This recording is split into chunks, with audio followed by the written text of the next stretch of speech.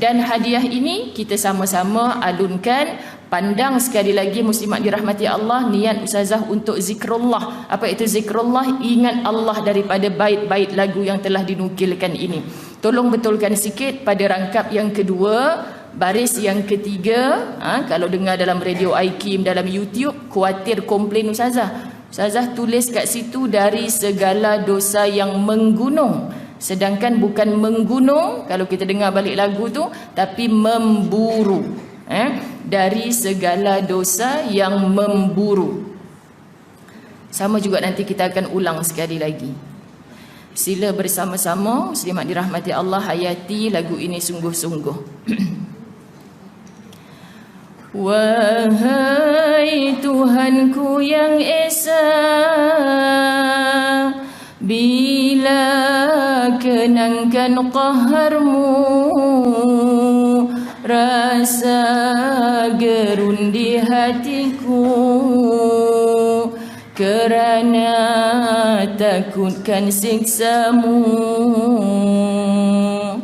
Hambamu rasa berputus asa, siapakah dapat bersihkan diri dari segala dosa yang memburu setiap hari, setiap ketika.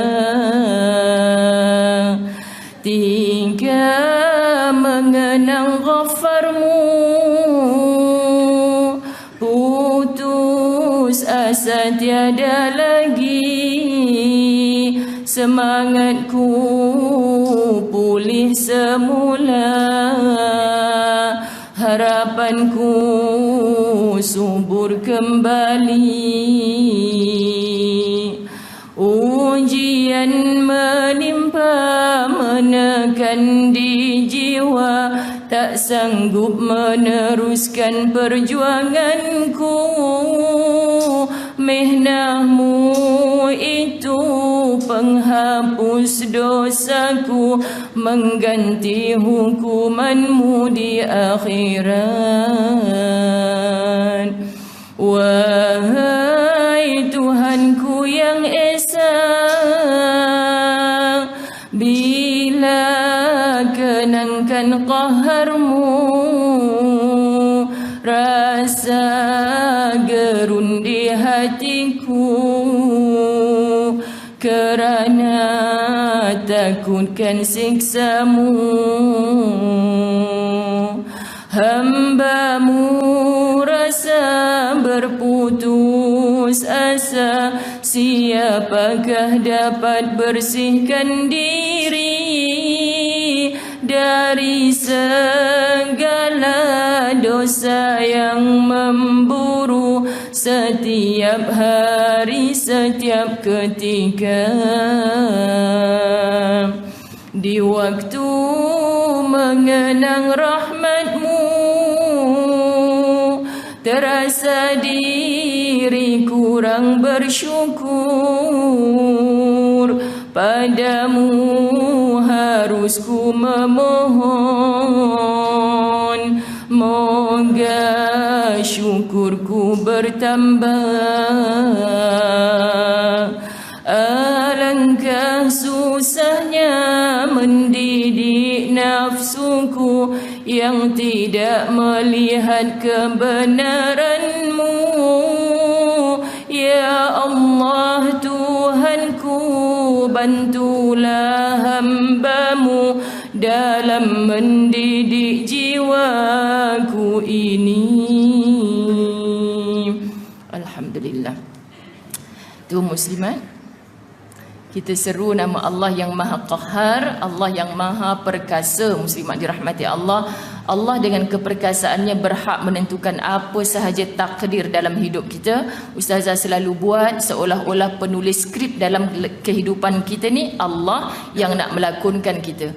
Lalu berlaku apa saja muslimat, kita serahkan kepada Allah. Sebab itu terkadang kita duk merasa lepas satu ujian, Ini sebenarnya satu mihnah, tribulasi, cabaran, dogaan dalam hidup yang Allah hantar pada kita. Allah nak test kamu ni, tempuh ke tidak, hadap dengan lapang dada, dengan redha ke tidak. Kalau redha muslimat, itu sebenarnya cara Allah hapuskan, gugurkan dosa-dosa kita. Dan cara apa muslimat dirahmati Allah, sebenarnya merupakan ganti atas azab atau hukuman di akhirat. Biar kita sedikit sakit di dunia, kita masih boleh minta tolong kepada orang-orang yang kita cintai. Kita khawatir kita disakitkan di sana, muslimat, tak ada siapa pun yang boleh tolong bantu kita. Maka lagu ini cukup memberi kesan di dalam hati kita. Sebab bila kita terima ujian, mungkin ini cara engkau nak gugurkan dosaku yang terlalu banyak, ya Allah. Solat taubat tak cukup kot, istighfar tak cukup kot, ya Allah. Aku terima takdir hidup, cobaan hidup, ujian yang engkau beri ni, ya Allah. Mudah-mudahan menghapus segala dosa, mengganti segala hukuman di akhirat. Ni kita niatkan muslimat. Lalu simpanlah ni dalam kitab-kitab kita, tampal kat cermin. Kalau nak dengar balik suara macam tadi tu, pergi YouTube sajalah. Nazri Johani dah menyanyi dah. Kan Ustazah Zai tak adalah dalam tu. Baik, alhamdulillah. Kita terus kepada yang ke-37. Ciri orang-orang munafik yang ke-37, itulah dia suka berbantah dan bertengkar sesama muslim. Ni muslimat dirahmati Allah, macam kena je dengan musim sekarang ni, betul tak? Kan? Suka berbantah dan bertengkar sesama muslim. Perbuatan suka bertengkar dan berbantah dengan sesama muslim dalam perkara kecil dan remeh. Terkadang yang digaduhkan itu bukan perkara besar pun muslimat, perkara tak sama kala je pun. Ni kita pelik ni kan. Kemudian adalah dilarang dalam Islam kerana, cuba kita gariskan kalimah, akan menimbulkan renggang dan kurangnya hubungan silaturahim. Akan menimbulkan renggang dan kurangnya hubungan silaturahim, serta akan mengurangkan kesempurnaan iman. Satu, muslimat, menimbulkan renggang. Dua, muslimat, kurangnya hubungan silaturahim. Tiga, muslimat, mengurangkan kesempurnaan iman. Sebab itu, kalau kita letakkan diri kita sikit-sikit nak berbalah, sikit-sikit nak bergaduh, sikit-sikit nak bertengkar, muslimat, khawatir kita ni adalah pencetus kepada tiga perkara tadi. Lalu Allah golongkan kita sebagai siapa? Seseorang itu tergolong dengan orang-orang yang munafik. Apa kata Allah? Ni surah An-Nisa ayat yang ke-114.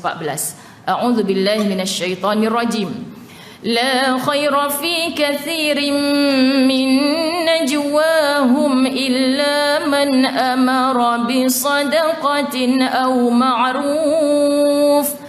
إلا من أمر بصدقة أو معروف أو إصلاح بين الناس. La khair, tidak ada kebaikan perkataan mereka. Siapa? Orang-orang munafik itu, kecuali kata-kata orang yang menyuruh bersedekah atau mengajak berbuat baik atau mendamaikan orang yang berselisih. Maknanya kalau kita tak nak dipandang Allah sebagai orang munafik, muslimat dirahmati Allah, jangan terlibat dengan berbantah-bantah dan bertengkar. Kalaupun kamu tak mampu untuk bersedekah banyak, kalaupun kamu tak mampu untuk berbuat kathir, kebaikan-kebaikan yang banyak, muslimat dirahmati Allah, maka sebutlah bahawa jangan kamu bercakap perkara-perkara yang boleh menimbulkan pergaduhan. Bahkan kalau kamu menyuruh bersedekah atau mengajak berbuat baik atau mendamaikan orang yang berselisih, ini jauh lebih baik pada pandangan Allah Subhanahu wa taala.